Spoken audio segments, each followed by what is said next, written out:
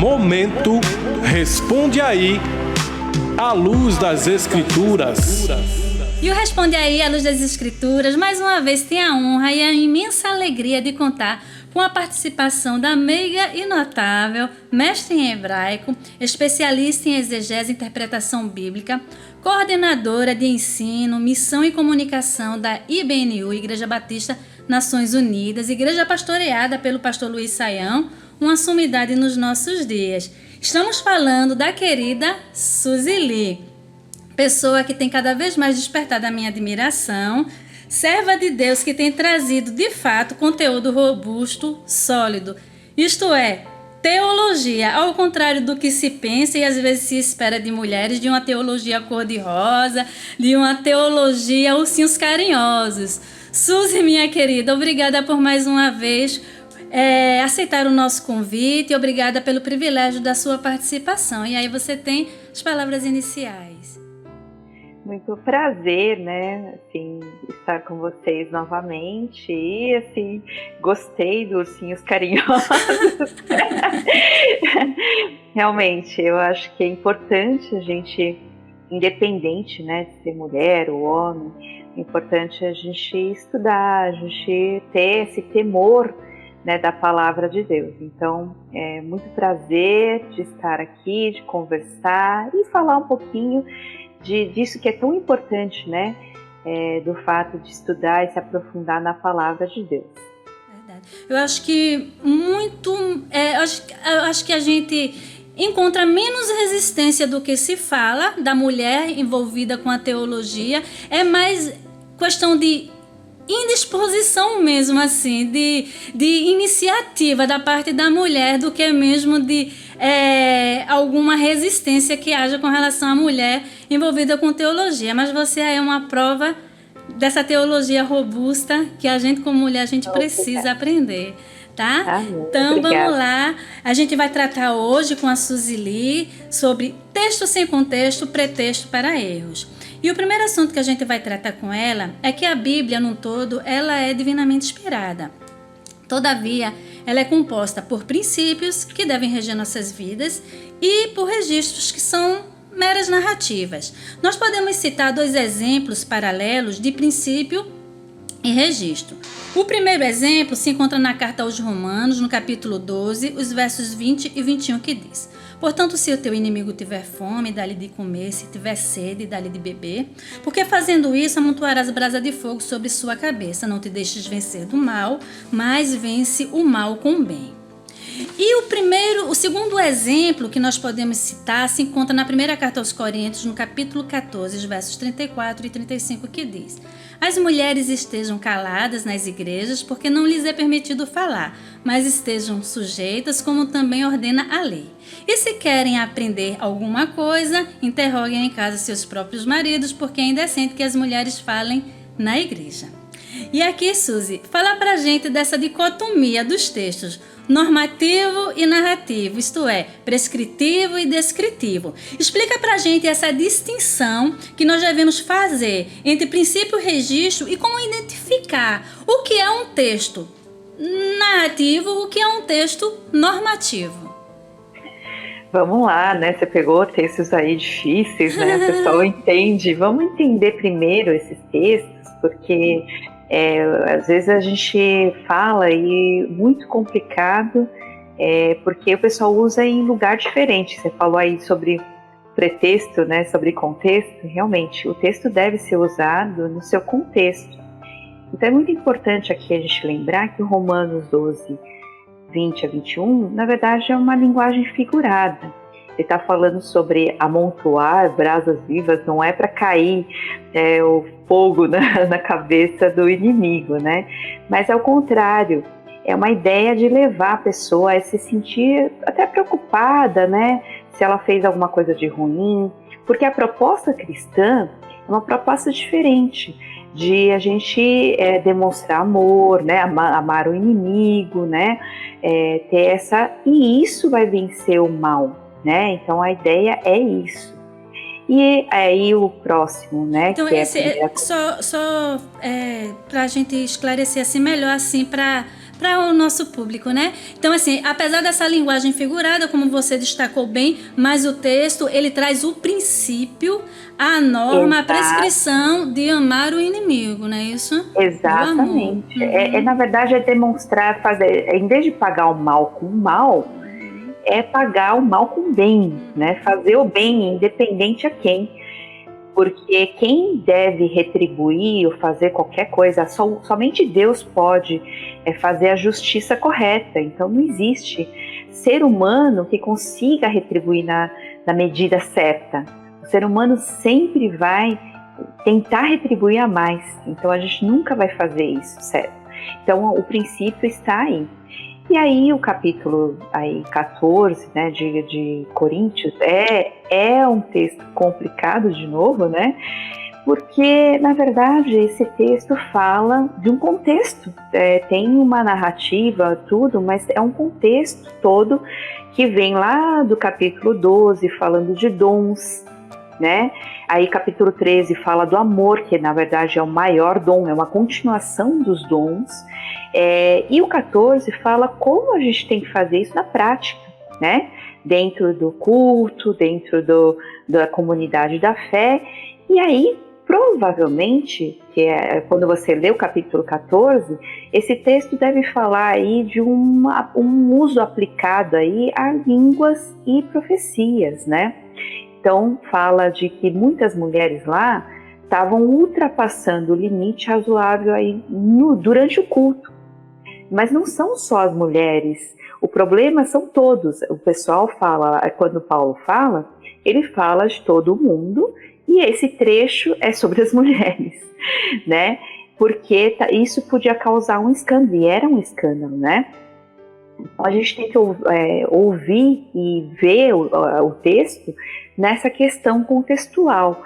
E um problema sério ali era porque justamente nesse lugar chamado Corinto era uma cidade assim terrível em termos de paganismo, culto pagão, né? Existia muito aí os cultos rituais, aqueles que eram, né, feitos nos ambientes, né? Existiam as prostitutas rituais e era um caos. Justamente, lembra do véu, que ele fala que a mulher tem que se cobrir? É a mesma coisa, na verdade. É um tipo de coisa aplicada, né, a esse ambiente em que as mulheres tinham esse problema. E é interessante você falando que justamente esse texto de 1 Coríntios 14, que trata de que a mulher deve ficar calada, isso que você citou aí, do véu, o apóstolo Paulo anteriormente, ele fala justamente de como a mulher pode profetizar e traz essas recomendações. Então, se fosse uma proibição assim, um princípio de fato, iria contradizer com o que ele disse anteriormente, né, Suzy? Isso, mas assim, nesse caso não é nem narrativo no sentido completo, né? Narrativo seria, por exemplo, a gente pegar um texto, por exemplo, quando Abraão ele vai, né, passa pelo Egito e aí ele mente que a Sara é sua irmã, né? Ele diz que Sara é sua irmã, aí depois Deus fala diretamente, Deus resolve a situação, mas o problema é que ele mentiu. Tem gente que chega lá, um patriarca mente, um patriarca, então eu também posso mentir, né? Tira de um texto realmente narrativo é contar uma história, né? Isso não quer dizer que eu possa fazer, não posso extrair daí desse texto narrativo um princípio. Nesse caso aqui de Coríntios, é um caso um pouquinho diferente, porque é um pouco narrativo, mas ele é muito mais contextual. É um princípio, no sentido assim, do que pode ser feito. A gente pode extrair princípios desse texto, mas ele tem que entender que ele é contextual ali, dessas coisas mais detalhadas, né? Então é importante a gente diferenciar. Então, o que a gente precisa ver? Por exemplo, as leis de Levítico, de Deuteronômio, que aparecem lá, até as leis, né, dos 10 mandamentos, que a gente conhece tão bem, o que eles são? Tem muitos lá que são rituais também. cerimoniais. A gente vai, por exemplo, sacrificar animais? Não. A gente vai fazer tudo do jeito que era, seguindo todas as ordenanças, né, que eram feitas naquela época das festas? Não. Porque muita coisa hoje já foi abolida no sentido de Cristo cumpriu todas as coisas. Então a gente vai extrair o princípio. Por exemplo, sábado. A gente tem que guardar o sábado, exatamente o sábado. Tem que ser no começo, né, quando o sol se põe, até o outro dia o sol se pôr? Não. O princípio sabático é muito importante. Então, como é que a gente tem que fazer? A gente tem que descansar. Porque Deus falou que Ele mesmo fez isso, descansou. Por quê? Porque significa que Ele é o dono do tempo. Ele é o sustentador, Ele é o criador, Ele é o sustentador do universo. Então, mesmo que eu não trabalhe um dia, mesmo que eu descanse em Deus, eu posso fazer isso, e Deus fala para fazer isso, quer dizer, eu confiar que Ele vai continuar mantendo tudo, mesmo que eu não tenha, porque eu não tenho controle de nada. Então, é lembrar disso. Então, como é que a gente tem que fazer? A gente tem que estudar. A gente tem que estudar a palavra, porque a gente não vai saber exatamente o que vale e o que não vale só lendo. Claro que essas coisas, por exemplo, mentira, vale, não vale, né? Porque a gente já sabe que Deus não gosta, Deus não aprova a mentira, Deus não aprova o pecado, Deus não aprova. Então eu vou falar que vale porque está lá na Bíblia? Não, né? A gente precisa observar exatamente o que Deus está falando. E outra coisa, lembrar que esses textos estão lá para mostrar como o ser humano é frágil, como a gente peca, a gente falha, a gente vai errar muito. Eles não são diferentes da gente. Então, o que Deus quer mostrar para a gente? Que a ação é dele, a graça é dele e que Deus age apesar de nós e não por causa de uma coisa que eu fiz ou deixo de fazer, né? Então, essas questões são muito importantes. Deus nunca vai falar duas coisas, né, ao mesmo tempo, no sentido contrárias. Se pecado é algo que é pecado, que é errado, então não vai ter pecado certo, né? Mesmo que isso esteja na Bíblia. Então a gente tem que prestar atenção nessas questões. Então, nem tudo que está escrito realmente é um princípio a ser seguido, né? A gente tem que buscar, não há outro caminho, é estudar o caminho, né?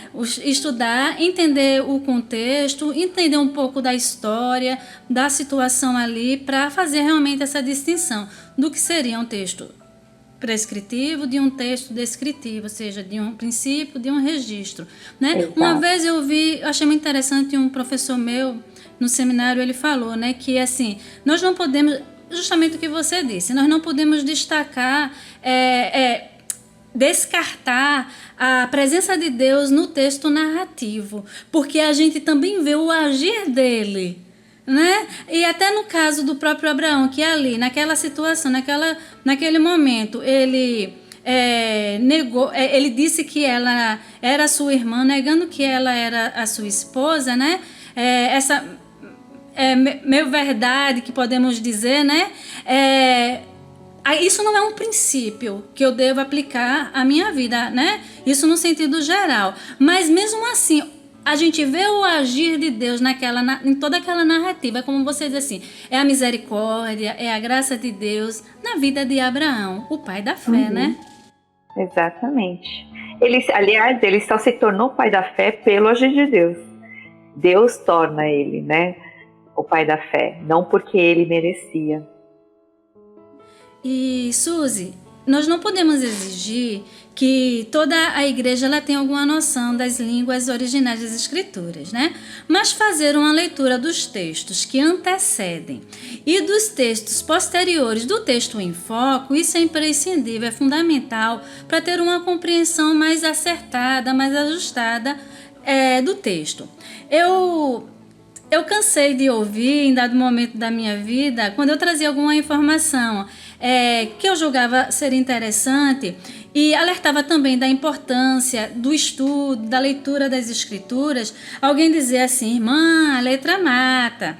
E a pessoa ela fazia o uso constante da passagem de 2 aos Coríntios 3,6, que fala, porque a letra mata e o espírito vivifica. E é até possível entender dessa forma quando se lê o texto sem o contexto. Porém, se lê o texto dentro do contexto, o texto dentro do contexto, ele na sua completude, vai entender do que o apóstolo Paulo realmente ele falou. Então, fala pra gente, Suzy, dessa passagem, desse termo grammatos, traduzido aí por letra, o que é que isso significa? É conhecimento? É saber que mata? Como é que é?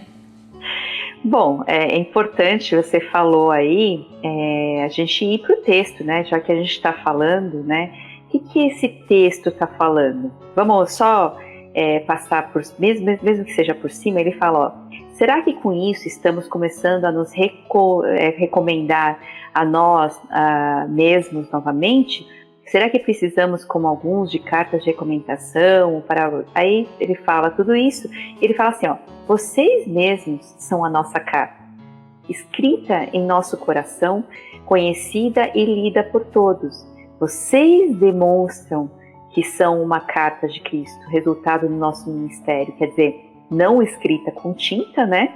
Mas com o Espírito do Deus vivo, não em tábuas de pedra, mas em corações humanos.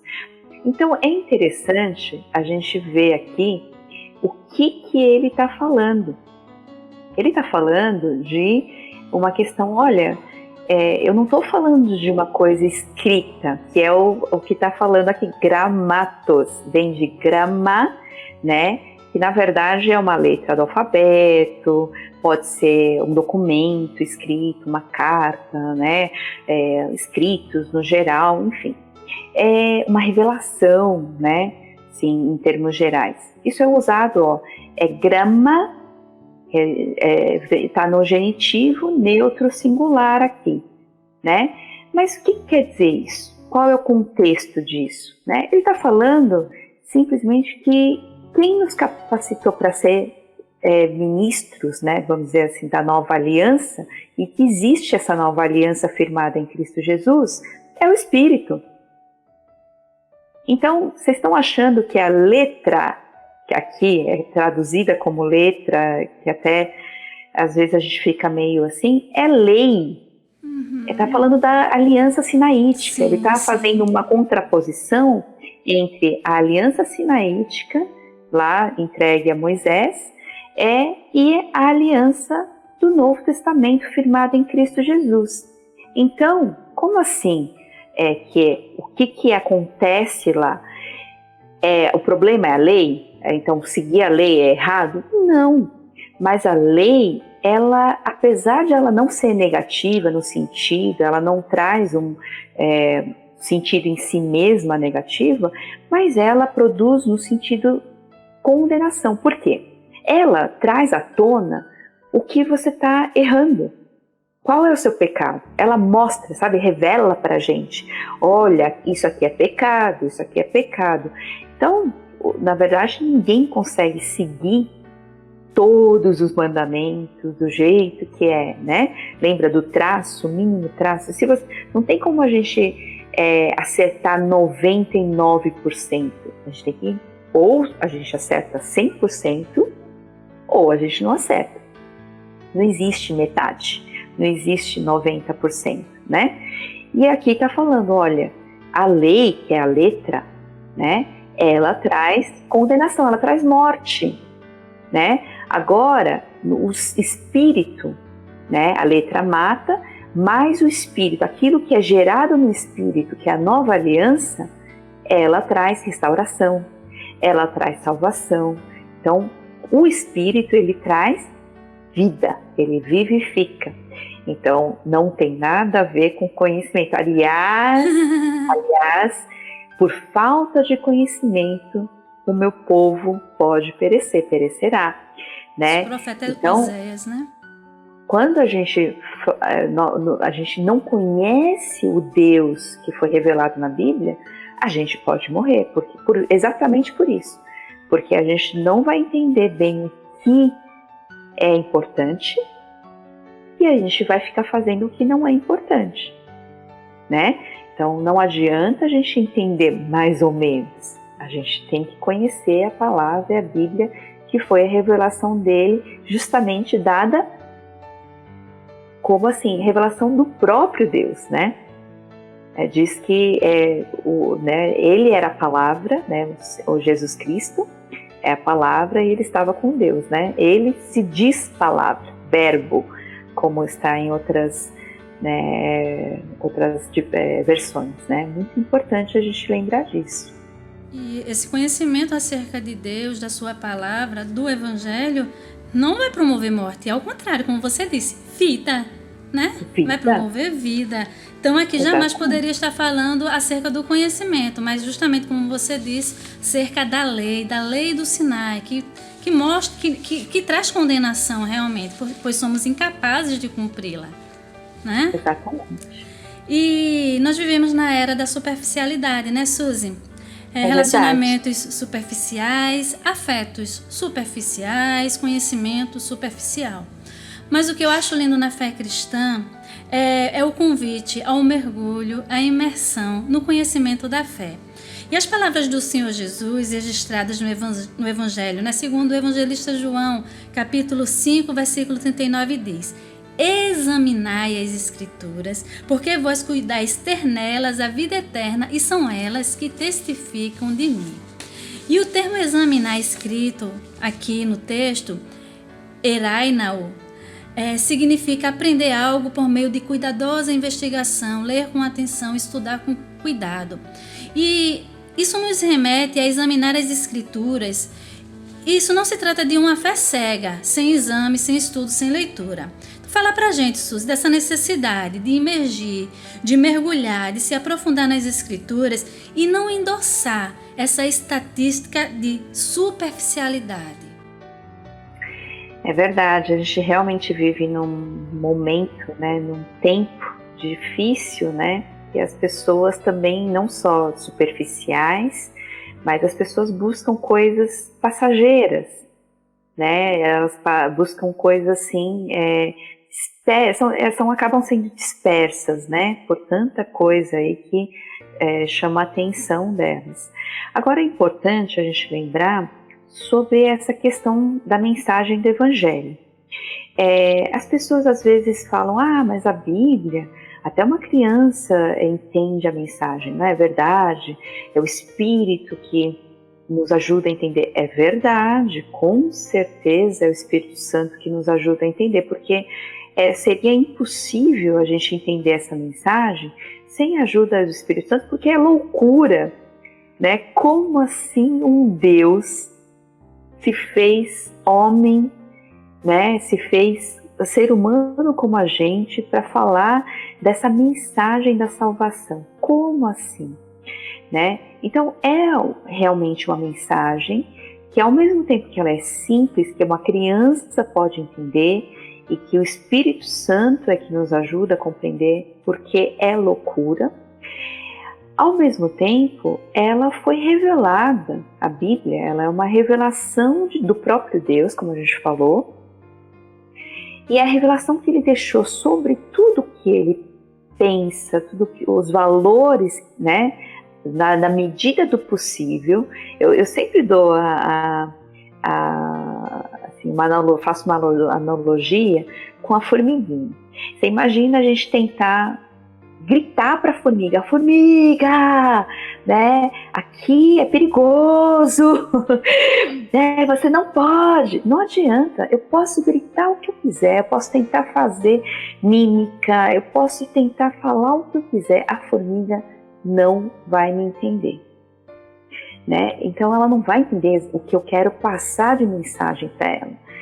Imagina um ser humano, eu, me tornando uma formiga, que pode correr o risco de ser pisoteada, né? Entrar numa limitação tamanha que, assim, eu não posso exercer nada que é ser humano. isso ainda é muito pequeno para falar de quem é Deus, não é verdade? Então, esse Deus se fez ser humano para falar a linguagem dos homens, não é verdade? Ele veio falar da revelação do quem é Ele. Como é que a gente poderia entender quem é o Deus? De tão grande que Ele é, né? Tão maravilhoso que Ele é. Então, Ele trouxe uma linguagem que é possível a gente entender. Por isso, Ele trouxe uma linguagem humana. Por isso que a Bíblia foi escrita em hebraico, que é uma língua humana, em grego, né? Em aramaico. É verdade que não é nossa língua, mas é uma linguagem humana, que é possível a gente ter uma regra gramatical, um sentido normal do texto. Então você vai ler, você tem que interpretar o texto, né? Então como eu vou olhar para isso e eu vou fazer simplesmente fingir que não existe nada disso? Poxa, Deus veio e deixou justamente isso para que a gente lesse. E aí a pessoa fala, não, o Espírito Santo é que vai ajudar, ele vai revelar. Ele já revelou na palavra. Ele já deixou. Só que a mensagem é simples, mas nem tudo que é tão simples de entender, no sentido de contextualizar, não é da nossa época. A gente vai falar um pouquinho mais para frente, mas é uma mensagem que foi há muito tempo atrás. É válida hoje? Sim, é válida, mas a gente precisa entender por que, como foi falado, né? Então, a gente precisa estudar. Não dá para a gente entender assim, fechando os olhos e pedindo para Deus revelar, o Espírito Santo revelar, né? Ele pode, mas não, ele deixou justamente para que a gente lesse. E né? a ordem do Senhor Jesus é examinai as Escrituras, ou seja, estudar com cuidado, investigar, ler com atenção, né, Suzy? A gente tem que agradecer porque ele deixou a revelação, sim, né? Sim. Existem igrejas, né? Existem movimentos chamados emergentes nos nossos dias que valorizam o sensorial em detrimento realmente dessa imersão, desse mergulho no conhecimento da palavra, e vivem nessa superficialidade e tem arrastado massas, né? Assim, muita gente, porque é mais cômodo, né, Suzy? Viver das emoções, dos sentimentos, e não, porque o estudar, o ler, o examinar requer, exige, né? E é muito mais fácil você se entregar às emoções. Você sabe qual eu acho que é mais um problema maior? É que quando a palavra ela é estudada, você se aprofunda na palavra, e claro, com a ajuda do Espírito Santo, você entende essa palavra, o que ela quer dizer. Essa palavra confronta a gente. Sim. Essa palavra transforma a gente. Sim. Porque não tem... quando uma pessoa vem criticar você pode até falar, a pessoa não gosta de mim, né? Então, uma crítica exacerbada, né? Você pode dizer isso. Quando a palavra vem e fala, mostra quem você é, mostra os seus erros, você não tem como dizer. Não tem saída. Só que o problema é que as pessoas não querem ser confrontadas. Elas não querem mudar. Por isso que, na verdade, existe a superficialidade, porque as pessoas querem manter aquilo que elas acham que elas são ou que elas criam e não querem. Assim, no relacionamento com pessoas, quanto mais você se aprofunda no relacionamento, o problema é que você tem que lidar com o problema. E aí você não quer lidar. E a palavra, ela vem e confronta muito profundamente, né? Para fazer uma mudança radical, né? Radical. E quando lemos e estudamos a Bíblia, nós nos deparamos com alguns desafios para compreender o sentido original. Henry Winkler, né, no seu livro Hermenêutica Avançada, ele nos apresenta 4 lacunas. A lacuna histórica, cultural, linguística e filosófica, que obstruem a compreensão exata da palavra de Deus. Porém, a busca pela compreensão correta do que o texto realmente significa é primordial para que não haja uma interpretação equivocada que pode até resultar numa heresia. E a frase "entendes tu o que lês" foi a pergunta do diácono Filipe ao eunuco etíope, mordomo-mor da rainha dos etíopes, quando este lia o livro do profeta Isaías. Isso está registrado lá em Atos, no capítulo 8, a partir do versículo 27. E havia naquela ocasião justamente, o eunuco lia justamente esses abismos que nós falamos inicialmente nessa questão, as lacunas histórica, cultural, linguística e filosófica, de aproximadamente de 700 anos naquela ocasião. E o eunuco, com humildade, ele responde à pergunta de Filipe: como poderei entender se alguém não me ensinar? E aí, do versículo 32 em diante, a gente vê o diácono Filipe fazendo a exegese hermenêutica do texto do profeta Isaías, ali no capítulo 53. Então, fala pra gente, Suzy, da importância do uso da sua área, exegese hermenêutica, para o significado mais próximo do original e não correr o risco de fazer lambanças no texto. É o que a gente está falando agora, né? Para você entender o texto, realmente você tem que entender o contexto, né? Tem que entender a história. Então vamos entender o que é primeiro uma exegese, né? Porque tem muita gente que não entende, fala assim, mas que isso, né? Palavras difíceis, né? Exegese, hermenêutica, né? Então, na verdade, a exegese é simples. É um processo que você tem que fazer a interpretação, que a hermenêutica é a interpretação, né? Só que você faz uma interpretação detalhada do texto. Você vai para o texto e deixa o texto falar com você. Então, você vai tirar do texto o significado desse texto. O que o autor, naquela época, quando ele falou aquela mensagem, ou quando ele escreveu aquilo, o que ele quis dizer. Então, qual era o contexto da época, né? A gente vai estudar tudo isso, né? Aí você vai entender o texto realmente objetivamente, né? Então, quais são alguns elementos fundamentais? O que a gente tem que fazer? Uma análise das palavras, porque a gente falou que o texto foi escrito em linguagem humana. E se é uma linguagem humana, ela tem gramática, ela tem sentido direto, né? Tem, por exemplo, a ordem do verbo trocada tem as ênfases, né? Então, quando você coloca, por exemplo, no hebraico, você não precisa usar o pronome, né? É só usar o verbo que dá para entender, que nem no português. Eu tirei, não precisa usar eu sei que fui eu que tirei, né? Então, é a mesma coisa. Então, geralmente não se usa. E aí, quando você usa, o que quer dizer isso? Quando você usa, quer dizer que você quer dar uma ênfase naquela pessoa, né? Então, por exemplo, Salmo 23, o Senhor é meu pastor. Ele usa propositalmente o Senhor, que é o nome de Deus. Por quê? O nome de Deus faz toda a diferença. Se fosse qualquer um pastor, não daria certo.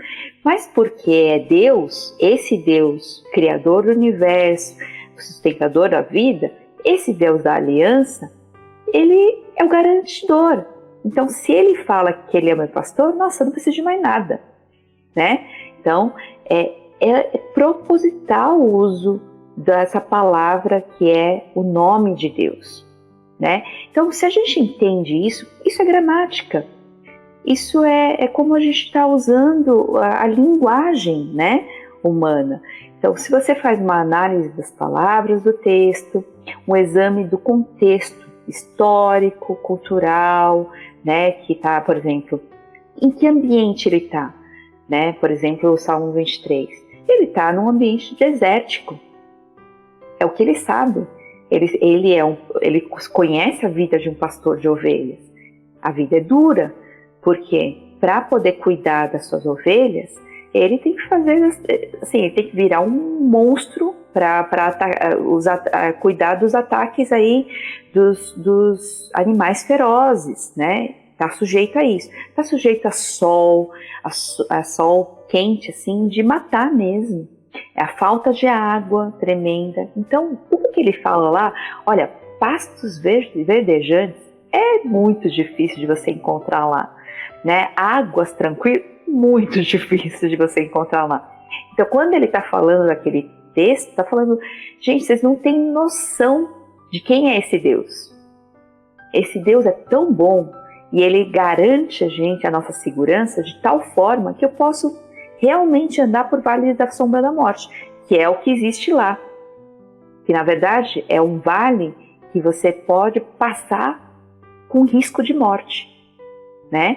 Então, você entender esse contexto, esse ambiente cultural, você vai entender muito bem esse texto. Né? Vai fazer muita diferença do que você ler, ai, ele é o meu pastor, ai, nem sei o que é ser um pastor, eu nem sei o que a ovelha passa de dificuldade. Quando você entende essas figuras, né, faz toda a diferença. E aí também a delimitação exata do texto, por exemplo. Esse negócio de divisão em versículo, em capítulo, isso surgiu muito depois. Foi para facilitar a nossa vida, né? Porque antigamente não tinha nada disso. Às vezes o texto era tudo junto, e aí você não sabia onde começava ou onde terminava. O pior ainda no hebraico, porque realmente você só tem uma letra diferenciada que mostra o final da palavra. Você não tem outra forma. Então, se você não conhece isso, você não sabe nem onde é o final da palavra. Fica tudo junto, é uma coisa ligada na outra, né? E aí, como é que faz? A gente precisa delimitar onde começa um texto, onde termina, para justamente entender todo o contexto. Não ficar tirando o versículo. Eu falo assim, quando você tira, mesmo que seja da Bíblia, exatamente o que está escrito, você tirou dali não é mais Bíblia. É o que você quer montar. Você monta o que você quer montar. É um quebra-cabeça que você está montando. Aí você vai montar o que você quiser. Você só vai tentar justificar um pensamento seu. E aí a gente faz barbaridades, né, com esse texto. E diz que foi tirado da Bíblia. Então é um grande problema. Se a gente entende que daqui, do jeito que a gente pensa hoje, não tem nada a ver com o que era naquela época, a gente vai ter que estudar então como era na época. A gente tem esse abismo, né, essa diferença de espaço, né, que nem eu falei do lugar, a gente não sabe, então a gente tem que estudar como é viver num deserto. A gente tem costumes diferentes? Tem muito diferentes. Então, o idioma é diferente, então a gente tem que ir lá estudar como é o idioma, justamente para poder entender esse texto. Tem, por exemplo, problemas literários, também a gente tem que ir lá buscar. Então, tudo isso são coisas que a gente tem que estudar para poder entender esse texto no seu contexto e da maneira correta.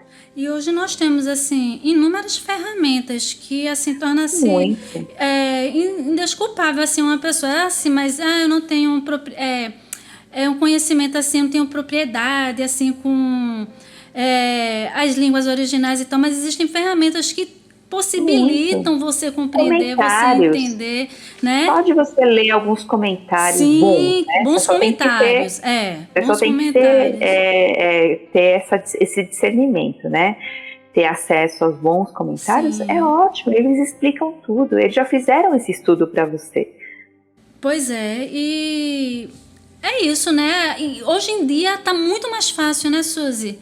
Hoje, além da gente ter a facilidade da Bíblia dividida em capítulos, subdividida em versículos, né? Ajuda muito. Que isso já faz toda a diferença pra gente, já facilita muito. Sem falar os inúmeros, assim, as inúmeras ferramentas, bons comentários bíblicos, livros, que vai sim reduzir esses abismos, né? Essas lacunas histórica, cultural, linguística e filosófica pra gente, nos ajudando muito na compreensão mais exata das escrituras, não é isso? Verdade.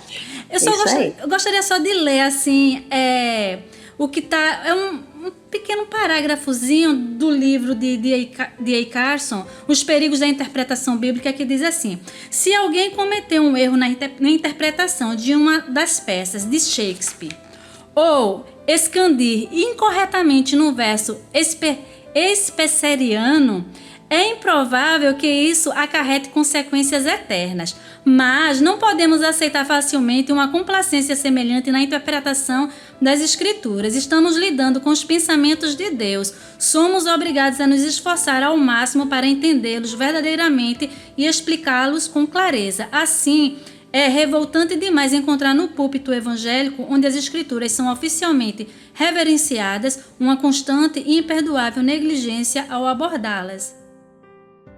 É verdade. Eu acho que um grande problema é a gente achar que o sagrado, e a gente não vê essa questão da revelação. Deus não veio ao mundo para contextualizar, justamente para falar ao ser humano tão pequeno, tão nada, né, na linguagem do ser humano. Por que a gente não vai estudar essa revelação? Por que a gente vai deixar essa maravilha, essa mensagem tão linda passar, que é uma carta de amor, né? É Deus falando o tempo todo, falando como eu fui atrás do ser humano o tempo todo, como eu agi na redenção desse ser humano. É a história da salvação. Então, é tão bonito, né? Por que não estudar, gente? E como você bem definiu, a questão da exegese, que é essa busca pelo significado mais próximo possível, real do texto, onde o que é que o autor, ali o escritor, quer dizer para o seu público-alvo. E eu extrair isso e tentar aplicar sem ferir esse significado original, né, Suzy? Porque o que a gente entende hoje pela hermenêutica pós-moderna, né?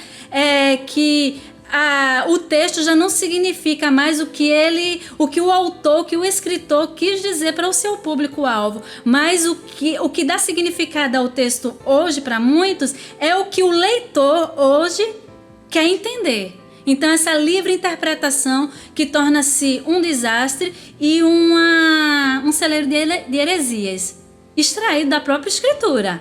Só o texto isolado, sem o significado correto, né, Suzy? É isso aí. Isso é danoso, é perigoso. Perigosíssimo. Sim. E Gordon Fee e Douglas Stuart, eles escreveram um livro justamente com a pergunta de Filipe: entendes o que lês? E eles trazem a importância da necessidade de uma correta interpretação bíblica. Mas também é destacado a oração como primeiro passo, como ferramenta que ajuda a compreender. Ler com oração e com cuidado, buscando profundidade ao invés de simplesmente quantidade, né? Profundidade e qualidade ao invés de quantidade. Fala pra gente, Suzy, do perigo de se ater meramente apenas às técnicas, né, de interpretação e se apartar da piedade, se apartar da oração, da dependência do Espírito, porque a gente sabe que as duas coisas têm que andar juntas, né? Você falou disso até anteriormente. É verdade, com certeza. Na verdade, qual que é o problema? Um ateu, ele pode ler a Bíblia, estudar a Bíblia e não acreditar em nada, né? Satanás conhece a Bíblia. Então, assim, a gente sabe que ele conhece até muito bem, melhor do que muita gente, né? Então, qual que é o problema? Não adianta a gente crescer a cabeça, né? A gente aumentar muito o conhecimento. Isso não muda nada.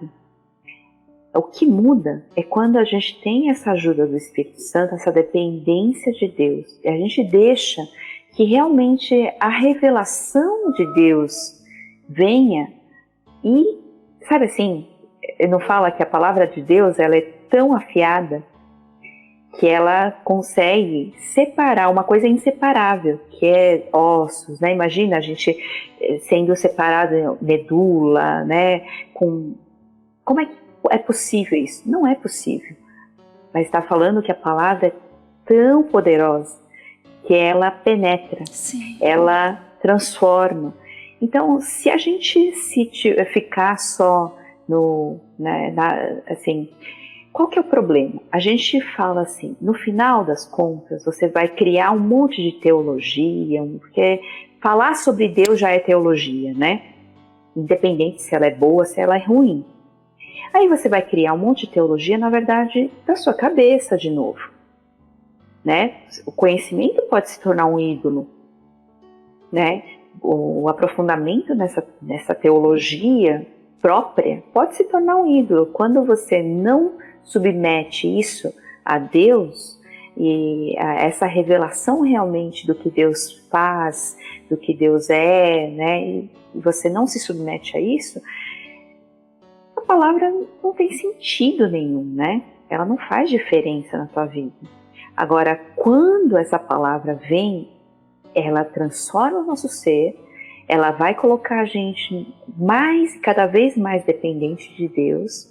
E aí, essa palavra também não só traz um entendimento da cabeça, né, no sentido da mente, mas traz uma mudança na nossa vida, a renovação da mente que Romanos fala, né?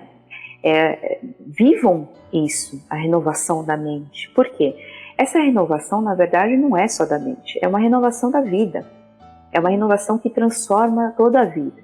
E aí eu vou começar a amar o outro, porque isso vai fazer parte da minha vida. Independente se ele é legal comigo ou não, eu vou aprender a amar o inimigo, né?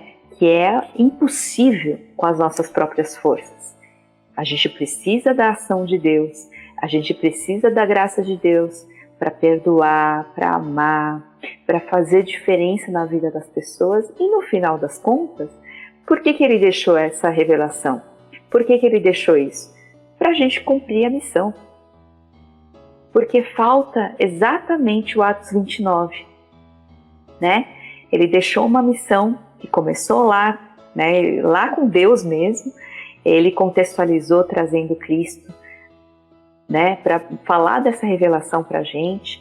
Agora, Cristo foi embora, Espírito Santo está com a gente, ele agiu, começou um trabalho aí grande e está com a gente agora. A bola da vez somos nós, né? Então nós que temos isso nas mãos, essa revelação tão maravilhosa da história da redenção de Deus na nossa vida, a gente precisa viver isso para que isso continue cumprindo a missão até Cristo voltar.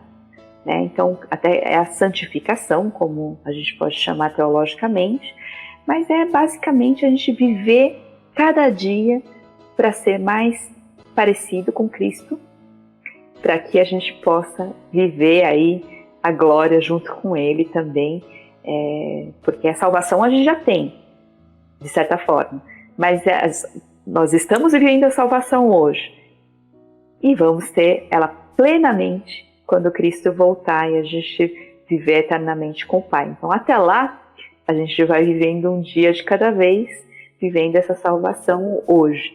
Então, é muito importante porque se você não vive isso, essa palavra não vai fazer sentido, não tem sentido nenhum você estudar simplesmente, né? Então, só o conhecimento, só meramente o conhecimento, ele é algo vazio, sem sentido e pode gerar orgulho, né, na pessoa. Né? E também não é só, como você disse logo inicialmente, não é só depender do Espírito, porque a revelação nos foi dada para também estudarmos, para lermos, para examinarmos, como o próprio Senhor Jesus nos ensina, né? Então, assim, a gente tem que unir essa dependência do Espírito Santo, se colocando em oração, né, em postura de oração, se colocando na dependência do Espírito Santo, buscando esse conhecimento. E porque essa palavra, a palavra de Deus, o Evangelho, é desafiador, né? E só na dependência do Espírito Santo para obedecer, à medida que a gente sente prazer e alegria no cumprimento, né Suzy? É verdade, com Só certeza. na dependência do Espírito Santo. E como é bom, como é gostoso conhecer essa palavra nessa dependência, na condução do Espírito Santo, né? E como é gostoso também falar, conversar dessa palavra, né, Suzy? Muito bom. E a gente já está chegando no final e por mim eu continuaria aqui, passaria a noite conversando com você sobre essa palavra que enche o meu coração de alegria. Eu costumo dizer que eu sou uma pessoa no bom sentido da palavra, uma apaixonada pela palavra de Deus. É algo que eu sou fascinada, que eu sou totalmente dependente dela. Eu sou dependente dessa palavra. Eu já me vi em situações em estar lendo a palavra e as lágrimas caindo nas folhas da minha velha Bíblia de capa preta. E é uma experiência que... indizível, né? Só quem... Exatamente, é essa palavra, indizível. E eu louvo a Deus por essa oportunidade com você hoje, Amém. que tanto nos enriqueceu. Louvo a Deus por sua vida, viu, Suzy? Que Deus continue abençoando você. E obrigada por mais essa participação, por enriquecer o Responde Aí à Luz das Escrituras nesta noite. E espero ter outras oportunidades. E você vai mandar um abraço pro pastor Sayão. Mando sim. Tá certo? E você tá pode fazer as considerações finais. Eu acho que a gente conversou assim tudo que a gente precisava. Claro que a gente poderia passar muito tempo falando disso. Deus sabe como a gente realmente tem, né, isso no coração, que a gente ama. Mas o que eu queria só dizer para o pessoal, é muito importante a gente estudar a palavra. É muito importante a gente se aprofundar nela, justamente porque o que a gente falou é a revelação de Deus para nós e tá cheio de amor e graça. Então vivam isso, não deixe essa oportunidade passar, não. Amém, amém. Que Deus continue te abençoando. Um beijo no coração. Deus continue abençoando sua vida, sua família, amém. seu Deus ministério. abençoe. Muito obrigada, Deus abençoe a Suzy. todos, a você também. Tá. Amém.